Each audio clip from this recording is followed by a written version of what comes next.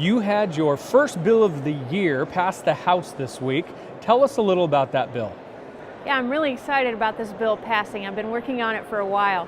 You know, when I doorbelled all around the district in 2012, all the way from Monroe to Arlington to Sedro-Woolley, the number one complaint that people kept bringing up to me was these out-of-control regulations and licensors on the home daycares. So I've been trying to think about what I could do to help them. And this bill passed unanimously, so I'm so excited that this will be helping a lot of those small businesses, many of which are run by women, so I'm really excited to help them.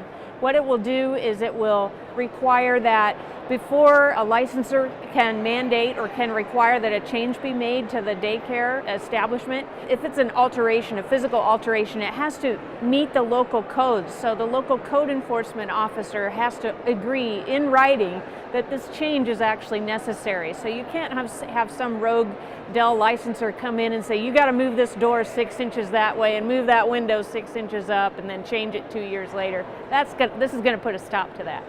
Governor Jay Inslee recently announced his decision to suspend the death penalty while he's in office. Do you agree with his actions? No, I don't. I think it's a dangerous precedent, actually.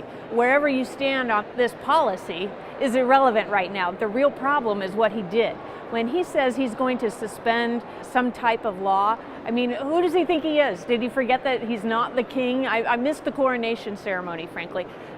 So this upset a lot of people. It leaves the legislature out, it leaves the courts out. It's just a big problem. And you wonder, well, if we allow him to get away with this, then what would he do next time? Would he unilaterally say, oh, we're imposing some new gun control law, or oh, we're imposing some new carbon tax standard that's going to raise our gallons of gas another $1 per gallon? I mean, where does it end? So it really does set a dangerous precedent.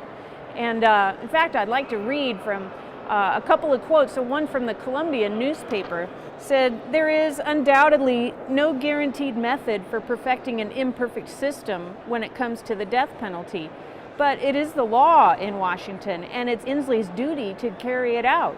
The governor and others can make a strong moral argument against the death penalty, but the people would be better served if he took those arguments to the legislature or the voters instead of issuing a moratorium. Slightly different point of view, but from one of my colleagues here in the House.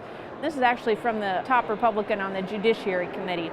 The governor's decision is a distraction from the issues that people care about the most. It also seems very political, at the expense of victims of violent crimes and their families. This must be a difficult day for these families as they're confronted with the reality that the governor cares more about a few convicted killers than justice for their loved ones. It's unfortunate and prolongs the closure that they deserve. I mean, let's keep in mind, right now we have 9 people on death row, and they killed cops, they killed lots of people. They need to be there.